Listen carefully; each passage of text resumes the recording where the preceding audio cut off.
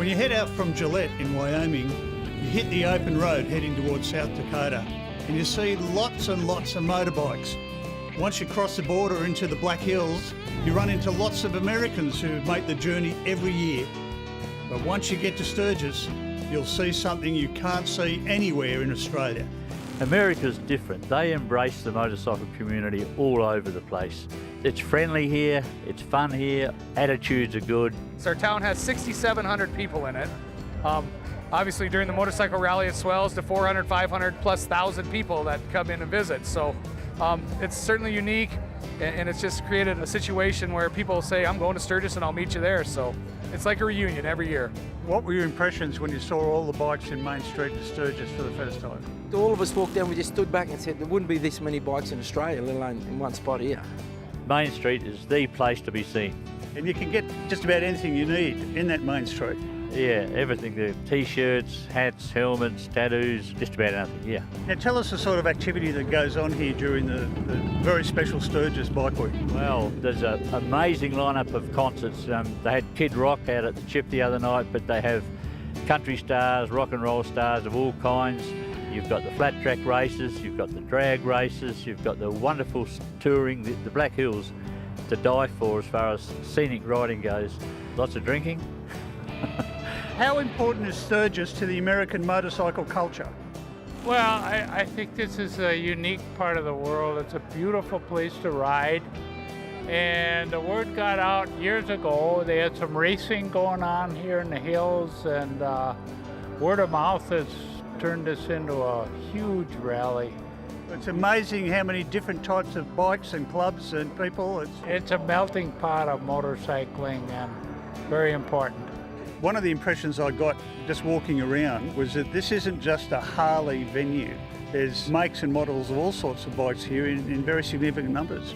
And that's a misconception that a lot of people back home have. I mean, it was started by an Indian dealer, but over the years it became more and more and more Harley, and maybe in the early 80s, 70s and 80s it nearly was just Harley, but then the other manufacturers started coming in. So now, yeah, you can test ride Yamahas and Hondas and, you know. Yeah, Motor Guzzi we saw. Yeah. But I think if you did a head count, it'd still be, I don't know, 19 out of 20 bikes would be Harleys. If you just look around the show, you've got everything from baggers, sportsters, little hardtail customs. You got a hot rod dyno back here with 14-inch rear shocks on it. Basically, a show like this, it brings about everybody in the motorcycle industry. It's probably the biggest show I've ever been to because you can go anywhere, any day, and find a little motorcycle show with amazing bikes that you might not even run into on the street.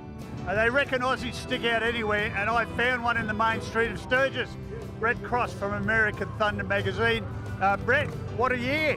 Hey, it's been great. Yeah, excellent. Bit wet, but having a good time again. Now the crowd's down a little bit this year after the 75th. Was that expected?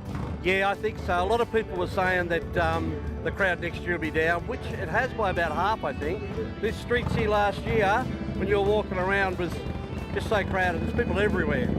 I don't know how they're going to cope with 400,000 to 500,000 people only in the region. Gee, how tough is that? Well, it does take a bit of money out of their economy, and the whole of South Dakota relies on this rally to keep going, especially this town.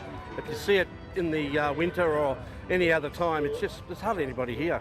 Well, I'm just thinking I'd take 40,000 to 50,000 down in Australia for Silverwater or any of the bike events in our country.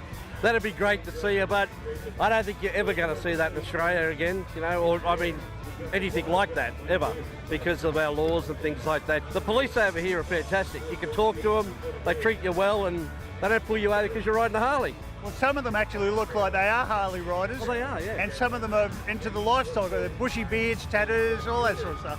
Well, they're a part of it. It's better to send somebody here that enjoys this and send somebody here that wants to hate everybody and just cause problems. The behaviour's been exemplary. I can't recall seeing the police have to do anything. We brought some friends of ours over here who aren't motorcyclists, and they came to Sturgis, and their jaws were on the ground as people that come to Sturgis for the first time, but their comments to us were they expected there to be some scuffles and some this and some that. But, you know, we very, very, very rarely see any problems. I noticed with the motorcycle traffic, it's very stop-start because of all the pedestrian crossings that occur and the traffic coming in through red lights and so on. But the riders seem to be very patient for some reason. I've always found American riders to be extremely patient, but you know, there's a hell of a lot of them can't ride. You see them dragging their feet all the time. Main Street dangle, we call it. What's your highlight of Sturgis? Watching the people enjoy themselves, having a look at all the different bikes. Going out to the drags and the flat track racing and the hill climbs. I mean, that's something that we don't even get to see at home much anymore. If you were going to sum up Sturgis, how would you do it? Everybody's friendly here. People will bump into you. People will come up and talk to you. As soon as they hear your Australian accent, they'll go, "Wow, where are you from?" And you go, "Oh, I'm from Australia." And they're just so friendly. The bikes, the type of bikes, what you can have over here compared to in Australia, you can do things to your bikes. You can modify them. And you see things on the road over here you ain't going to see anywhere else in the world.